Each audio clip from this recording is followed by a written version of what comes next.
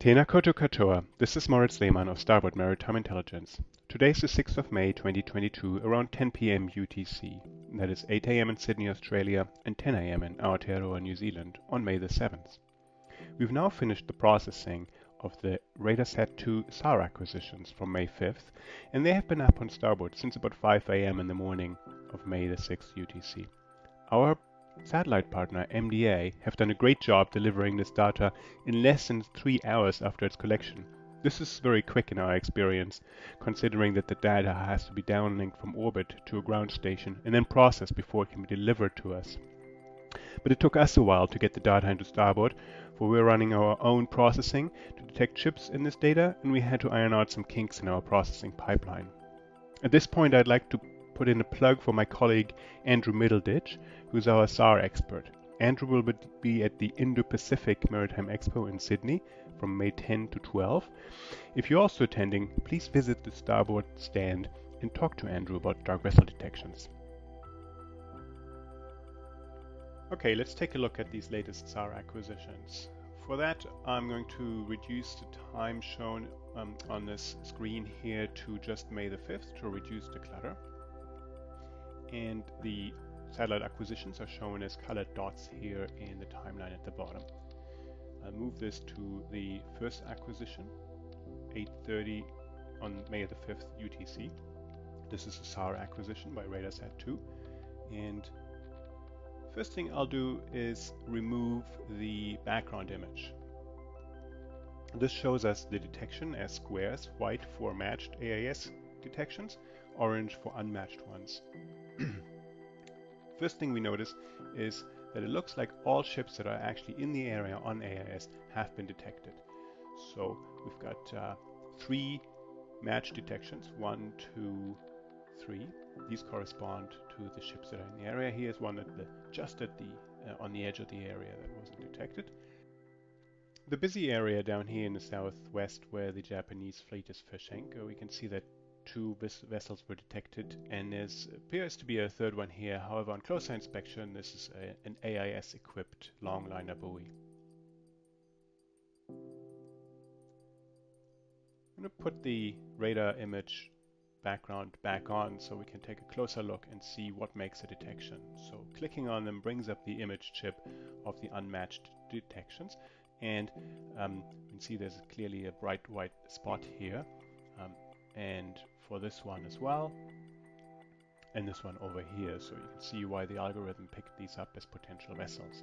Now here there's also quite a little bit of noise around them. That's why they've been given a medium confidence that they're a vessel. And zooming in closer shows the structure of this image, which has been optimized by MDA to detect ships in the high seas.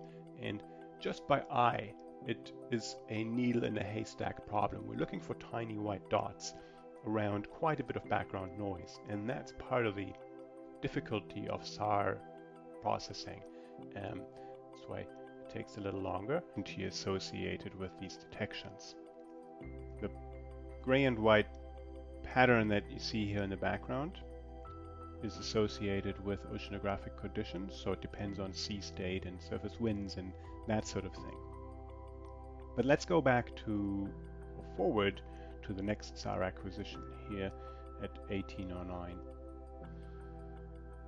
Again, this one is not showing the black and white image in the background. Right here we have 5 detections that are matching the vessels in the area, and 2 unmatched detections that we given a high confidence, so they're shown in red squares, and 1 possible dark detection of medium confidence. These statistics are shown here on the side. We notice that the white dots are covering, by the looks of it, almost all ships in the area.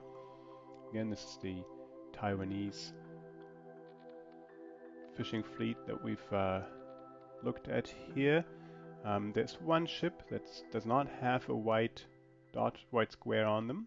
This is this particular vessel here is the Vanuatu flagged fishing vessel that was missed by this Radarsat detection. Clicking on the red dots again brings up the image chip here and here, and we can show the whole area of acquisition by just changing the visibility here to show this. Okay, let's take a look at all detections together. We'll start down here at the first SAR detection of the day, and I'd like to see how these detections relate to one another over time. So I'm marking all the ones that have not been detected that have not been matched, so that are potential dark vessels.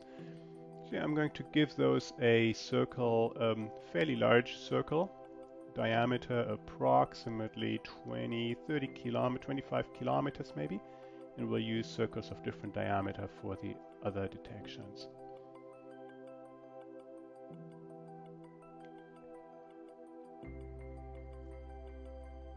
Increase the size here.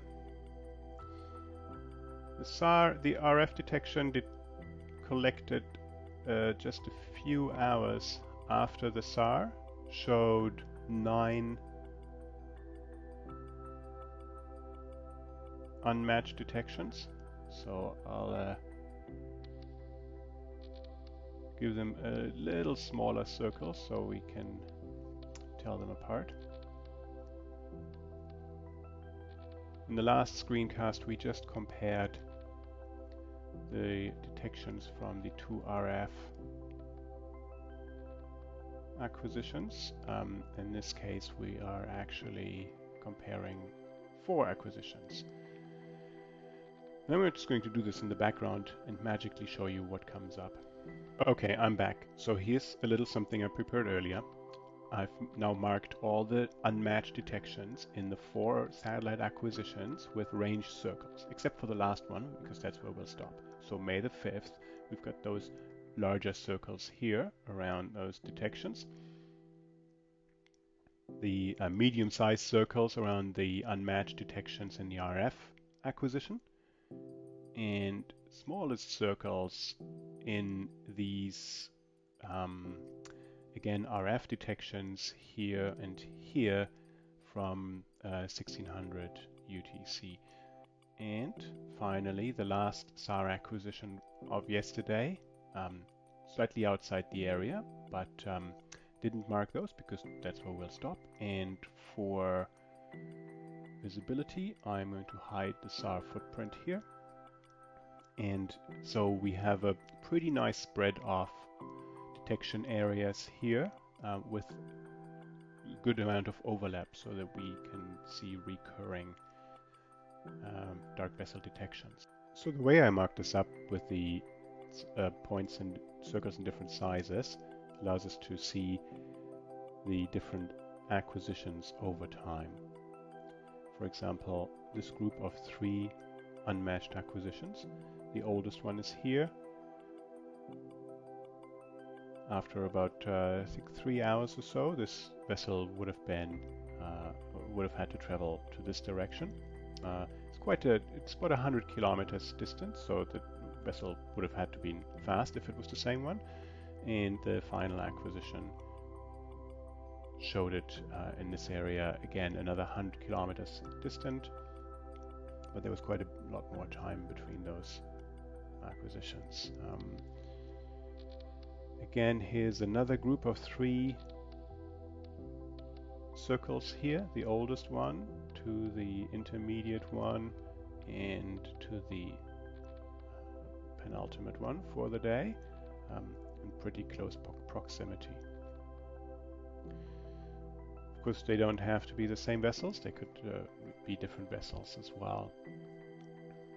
And this is something that an analyst might want to do to look at the activity that is not shown. However, I have to point out at this stage that these are based on, our matches are based on AIS positions only. Transmitting on AIS is a requirement for all vessels of gross tonnage 300 or larger engaged on international voyages as per the International Convention for the Safety of Life at Sea, or SOLAS. Smaller vessels or fishers that don't want to make known where they're catching the biggest fish may not transmit on AIS.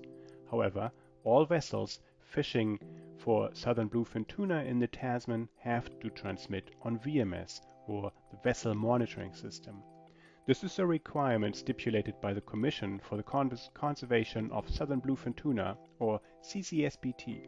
The CCSBT is an intergovernmental organization responsible for the management of southern bluefin tuna. So what we're calling a dark detection for the purpose of Operation 18C is strictly a satellite detection that can't be matched to AIS. We're not implying any wrongdoing or illegal activities at sea. It's very likely that our dark detections actually match to VMS transmitted locations, but VMS data is highly proprietary and we cannot use it for this demonstration. What we're demonstrating is how different sources of data can come together for further use. For example, an analyst working for a regional fisheries management organization can download the detection as a comma-separated value file or a KML file to drop into something like Google Earth. Alternatively, the analyst could drag a GeoJSON file showing the VMS positions into Starboard, like we've done with the satellite detection footprints, just like this. Data dropped into Starboard like this does not become part of Starboard, but remains entirely on the computer of the user. Now to a brief update of the activities in our area over the last 24 hours. I'm just going to remove the range circles here and restrict the vessel type to all fishing areas. Reload Starboard, so we remove that KML footprint and set the time to today.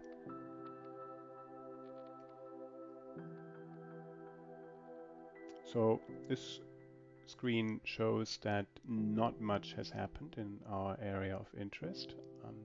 Actually still showing all vessels on screen, so I'll change that to just in area.